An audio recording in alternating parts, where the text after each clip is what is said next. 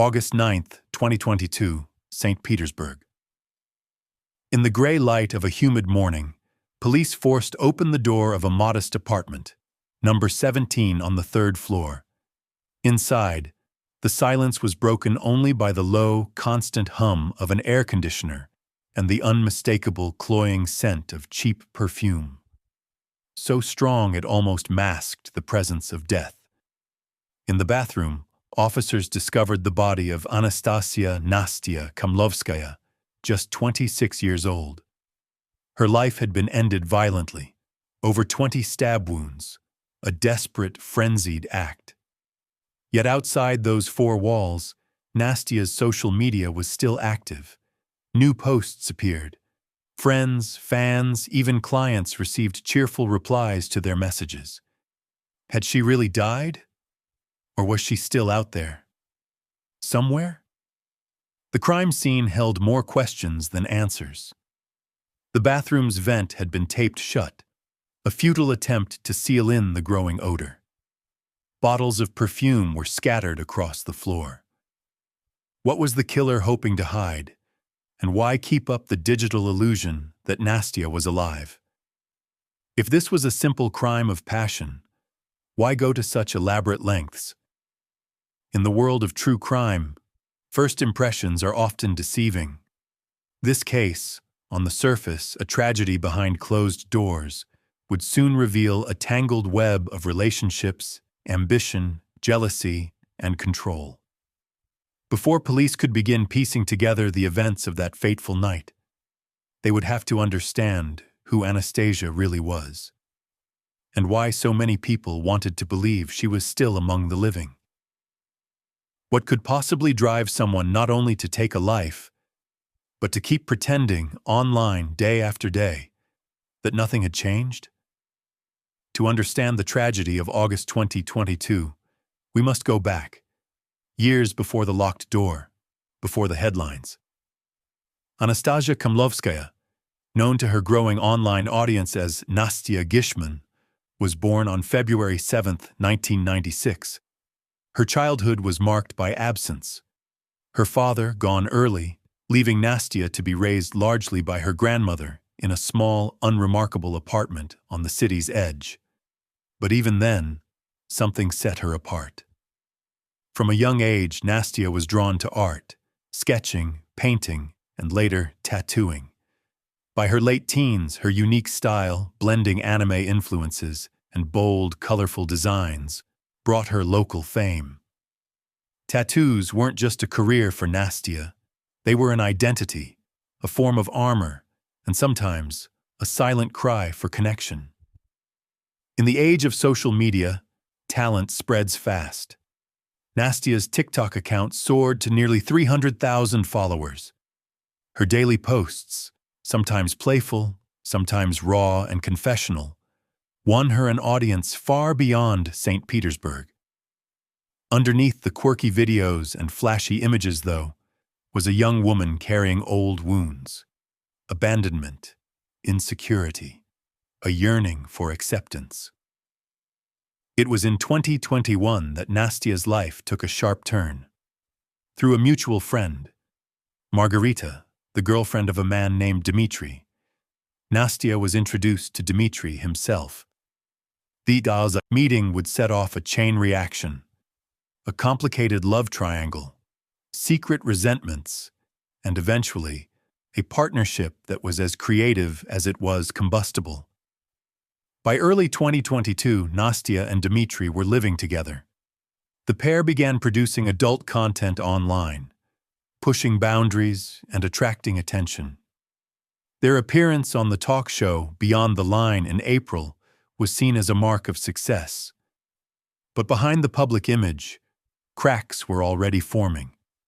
Jealousy, control, the pressures of online fame, these would soon collide, setting the stage for the storm to come.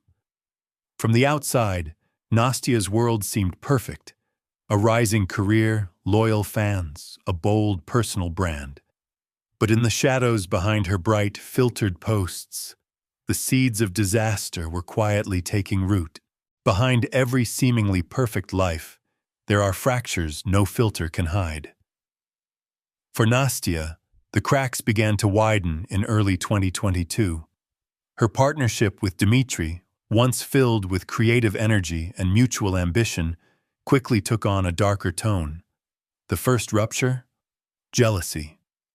Margarita, Dmitry's ex-girlfriend, and the bridge that had once connected him to Nastia, soon found herself locked in a tense triangle. There were arguments, some loud enough for neighbors to notice. There were gifts left on doorsteps, then smashed in fits of anger. One evening, Nastia's bicycle, a treasured present, was found mangled beyond repair. Was it an accident or a warning? The lines blurred. In the glare of newfound fame, money became both a blessing and a curse.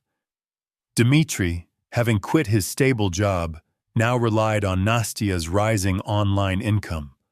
At first, he called himself her manager, arranging brand deals and content shoots. But friends noticed the subtle shift. Nastia, once fiercely independent, began to defer to Dmitry in both business and personal decisions. Her financial freedom shrank as Dmitry's influence grew. The fights, once rare, now erupted weekly. Nastia spoke to close friends about leaving Russia entirely, dreaming of opening a tattoo studio in South Korea, a fresh start, away from Dmitry's tightening grip. Around this time, she also grew closer to Kirill Kdison, a charismatic TikToker. Their friendship sparked rumors and, inevitably, more suspicion from Dmitry. Still, on camera, Nastia smiled. Her social media presence remained as bright as ever, but messages became more guarded. Sometimes, she would disappear offline for days, only to return with explanations that never quite rang true. Was she protecting herself or someone else? The warning signs were there for those who cared to look. The isolation, the shifting finances, the unpredictable moods. But in a world obsessed with appearances, who wants to see the storm coming? Soon, the gathering clouds would break, and when they did, the consequences would be irreversible. July 31st, 2022. The evening began quietly enough. Nastia met up with Kirill, her friend and fellow TikToker. Their meeting was casual, even cheerful. Nothing out of the ordinary for two young creators used to sharing glimpses of their lives with thousands online. They said goodbye late, with no sign of the dark hours ahead. But something shifted in the hours that followed. That night, Nastia sent Kirill a strange, abrupt message. She didn't want to see him anymore. The tone was out of character, cold, almost rehearsed. Had someone been watching? Had she already sensed danger creeping closer? As midnight approached, Dmitry arrived at Nastia's apartment. What he found waiting for him would spark a storm of violence. Suitcases stood packed by the door. Clothes and personal items were stacked in neat piles, ready for a hurried escape. A heated argument erupted, old resentments and fresh betrayals colliding in a torrent of accusations and tears. Dmitry's initial confession to police was stark. He claimed to have lost control, rage flooding in as he realized Nastia planned to leave him for good. In the narrow space of the bathroom, he attacked with a kitchen knife, striking more than 20 times before fleeing into the night. But this account would soon change.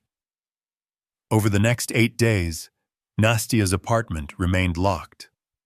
Online, however, her life continued. Social media accounts stayed active. Friends and clients received messages. Posts appeared at all the usual times. The illusion was seamless, crafted by Dmitry, who used Nastia's phone and laptop to impersonate her. Each reply was designed to buy him time, to maintain the lie that Nastia was still alive and well. Inside the apartment, the reality was much different. The bathroom was sealed with duct tape and perfume. desperate attempts to contain the truth. Outside, the city moved on, oblivious to the tragedy hidden just a few walls away. As days passed, suspicion grew. Friends wondered why Nastia avoided calls, why her messages felt off, robotic, impersonal. No one wanted to believe the worst, but the truth, as it often does, was waiting to be found. By the time police arrived on August 9th, the cover-up was already unraveling, and the investigation, step by step, was about to reveal the chilling extent of Dmitri's deception. When the silence finally broke, it was not through a police tip or a digital trace, but at a gathering of friends, 3 days after Nastia vanished from view. Dmitri, visibly shaken, let something slip. He told the group that he had helped Nastia leave this world. The confession, vague and haunting, lingered in the air. One friend hesitated, torn between loyalty and fear, but after days of mounting worry, finally contacted the authorities on August 9th. Within hours, police forced entry into Nastia's apartment. The scene that greeted them was both horrifying and revealing. Nastia's body, concealed in the bathroom for nearly a week, showed more than 20 stab wounds. The state of decomposition suggested she had died soon after that fateful night. Duct tape sealed the vent. Empty perfume bottles lay scattered, silent witnesses to a futile effort to mask the truth. But it wasn't just the physical evidence that guided investigators. The digital trail proved just as critical. Reviewing phone records, officers discovered that all activity from Nastia's accounts, posts, messages, even attempts to sell her belongings, originated from the same device, her own, after her death. Forensic analysis revealed that Dmitri had been carefully impersonating her, replying to friends, arranging fake meetings, even prolonging business conversations to maintain the illusion that Nastia was still alive. This digital manipulation wasn't simply about delay. Investigators concluded it was a calculated move, designed to buy Dmitri time. He even filed for an extension on their apartment lease, a sign of preparation to disappear rather than any claim of helping fulfill Nastia's supposed final wish. The pressure mounted. Dmitri was arrested within 24 hours of the apartment's discovery. Under questioning, his story began to unravel. Claims of assisted death faltered as evidence mounted, a timeline that contradicted his statements. Forensic proof that Nastia's injuries made it nearly impossible for her to have made requests or spoken at all. By now, the illusion was shattered. The reality is as stark as it was tragic. Behind the veil of social media, Nastia's life had ended violently, and her memory was manipulated in a final act of control. Every crime story has a moment when truth begins to overpower lies. In Nastia's case, the so-called assisted death story Dmitri clung to began crumbling under the weight of new, unignorable evidence. It was a single, chilling detail that first pierced the facade. Forensics found that Nastia's final words, reportedly a request for Dmitri to help her end her life, didn't match the wounds inflicted. The medical examiner revealed that most of the stab wounds were concentrated around her neck. Injuries so severe, they would have made speaking, let alone uttering a final plea, almost impossible. If she had truly wanted help, why the brutal sang, uncontrolled violence? CCTV footage and phone records further contradicted Dmitri's statements. Investigators reviewed security footage from the apartment building on the night of July 31st. Dmitri was seen entering the building late at night, leaving only hours later, alone, frantic, and looking over his shoulder. No evidence suggested Nastia was alive after that visit. Meanwhile, messages sent from Nastia's accounts became noticeably robotic. stripped of her usual warmth and quirks. Perhaps most damning of all was the police reenactment. In handcuffs, Dmitri was brought back to the scene. As cameras rolled, he was instructed to demonstrate his actions. The awkward, tense performance did not resemble a mercy killing. Instead, it looked exactly like what prosecutors would later argue, a crime driven by jealousy and rage. Adding to the pressure, the second season of Beyond the Line, the talk show Nastia and Dmitri had appeared on, aired posthumously, including new behind-the-scenes details. Instead of supporting Dmitri's narrative, the episodes painted a portrait of growing conflict and control. The audience, once captivated by Nastia's online persona, now saw the darker reality behind the fame. In the end, the facts spoke louder than any story Dmitri could invent. The assisted death claim was revealed for what it was, a desperate attempt to hide a crime of passion, and a final effort to control the narrative even after Nastia's voice was silenced. The investigation had stripped away every illusion. Now, it was time for justice to be served.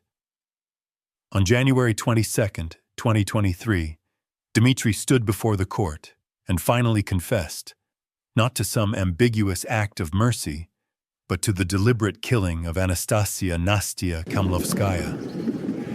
In his admission, Dmitri described a grim sequence of events. He recounted carrying Nastia's lifeless body into the bathroom, sealing off the vent, and then taking her phone to continue the charade online. Each message, each post, was a calculated act meant to preserve a fragile web of lies.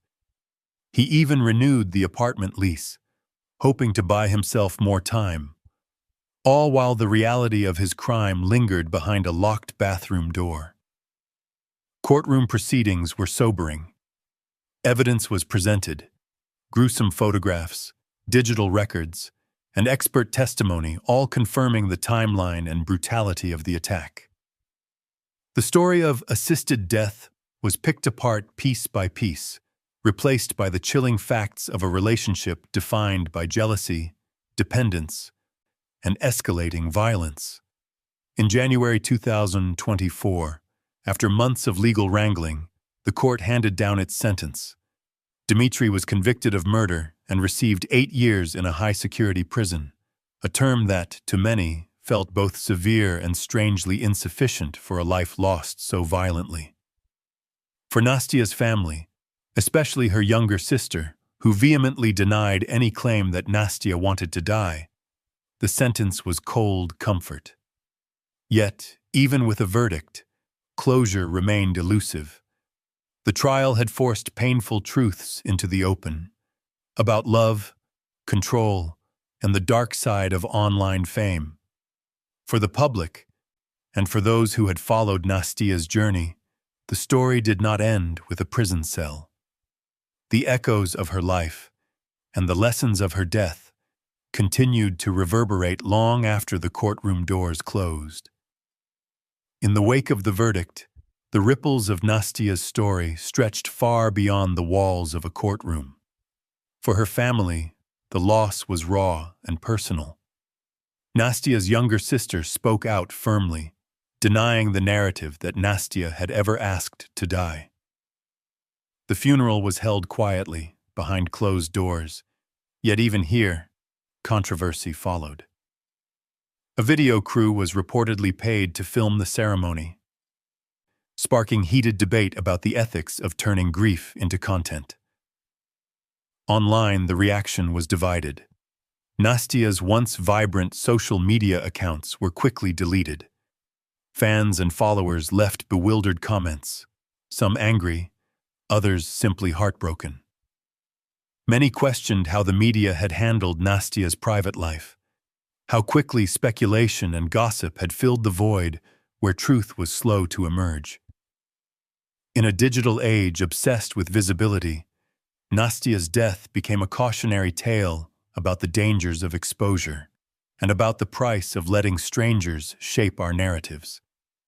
But at the core, This story is not just about social media or the illusion of the perfect life. It is about the silent forces that can take root in any relationship: control, isolation, dependence. In Nastia's case, these forces were hidden behind filters and hashtags, visible only in the smallest of details: a bank account managed by someone else, a sudden withdrawal from friends, subtle changes in how she interacted online. If there is a lesson in this tragedy, it is this: what seems perfect on the surface can hide storms beneath. The warning signs: financial control, social isolation, sudden personality shifts, should never be ignored, no matter how small. Families, friends, even followers must stay vigilant, ready to act at the first sign that something is wrong. Because sometimes, by the time the truth surfaces, it is already too late. The tragic case of Anastasia Kamlovskaya serves as a stark reminder that the world we see online often hides more than it reveals. Behind the facade of fame, creativity, and connection, Nastia's life was quietly overtaken by jealousy, control, and ultimately, violence. Her story began with a promising career and a growing audience, but ended with a locked bathroom, digital deception, and a family left searching for answers. Despite the public spectacle, the heart of the case is painfully simple: a young woman's life, lost to the dangers lurking behind closed doors and glowing screens.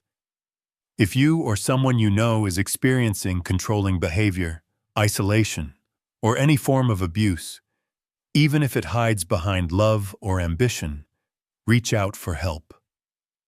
Listen for the warning signs, check on your friends, and never underestimate the impact of small changes in behavior. Sometimes, the most dangerous threats are the ones that stay invisible until it's too late. Let Nastia's story remind us all: real lives are at stake, both online and off.